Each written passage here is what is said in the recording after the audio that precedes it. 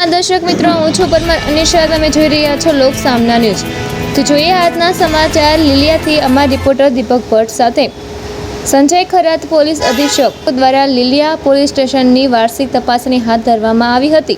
વાર્ષિક તપાસણી દરમિયાન કુલ 10 અરજદારો સાથે તેમની અરજીઓ અંગે વ્યક્તિગત ચર્ચા કરવામાં આવી હતી. અરજદારો દ્વારા કરવામાં આવેલી અરજીઓમાં થયેલ તપાસની પ્રગતિ, કરવામાં આવેલી કાર્યવાહી તેમજ હાલની પરિસ્થિતિ અંગે સંજય ખરાત પોલીસ અધિક્ષક દ્વારા સીધી માહિતી મેળવી અને અરજદારો સાથે વિગતવાર વાર્તાલાપ કરવામાં આવ્યો. આ દરમિયાન અસામાજિક પ્રવૃત્તિ, મહિલા અત્યાચાર, મિલકત સંબંધિત વિવાદો તેમજ પારિવારિક સમસ્યાઓ જેવી વિવિધ પ્રકારની અરજીઓ રજૂ થઈ હતી. તમામ અરજીઓમાં થયેલ તપાસ અને કામગીરી અંગે અરજદારો દ્વારા સંતોષ વ્યક્ત કરવામાં આવ્યો હતો.